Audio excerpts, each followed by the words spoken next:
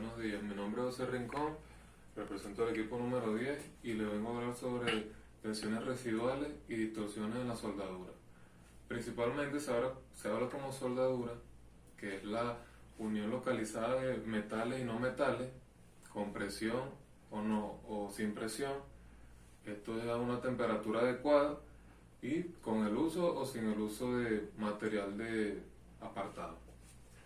Pero, ¿por qué es que se tienen que estudiar las tensiones y las distorsiones en la soldadura? Porque es uno de los métodos que actualmente en el campo de la industria y de la ingeniería es uno de los más utilizados, porque su función como reparar las máquinas y la reparación de maquinaria tiene un uso importante, y a medida que va pasando el tiempo van saliendo problemas como son las tensiones residuales, problemas que dañan la vida útil de los materiales, de los productos, y hacen que estas empresas y que los científicos inviertan en su estudio.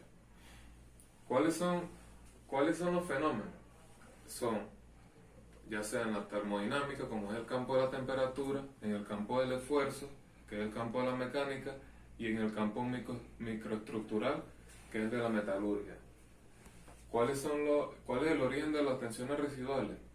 Cuando se está soldando lo que es la grieta, un ejemplo,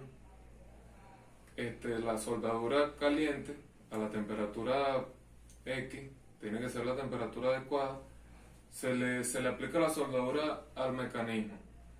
Eso tiene un límite, que es el límite al principio cae la soldadura, donde se quiere tapar la grieta, pero parte del mecanismo también se derrite, pero siempre llega a un límite, que es el límite local, y ya al pasarse de ahí y no tener un soldador profesional o se hace de manera artesanal, ocurren las tensiones residuales, ya que hay una tensión, y esto causa una tolerancia que no va a resistir la grieta que ya se tapó.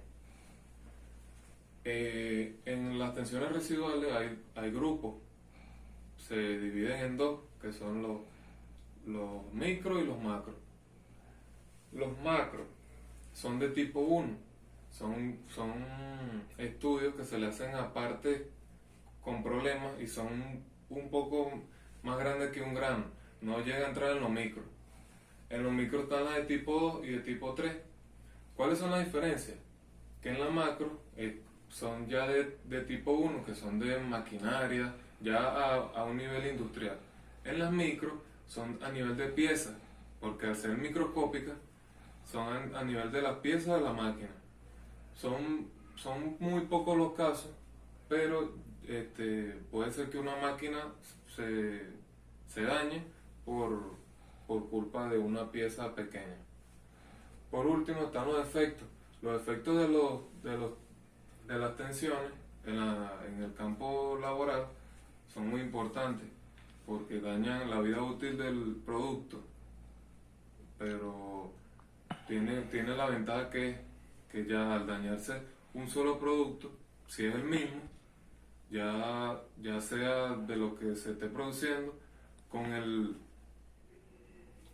con la supervisión exhaustiva del material, y si se logra ver el tipo de tensión que originó, ya se sabe que los demás productos no van a tener el mismo problema.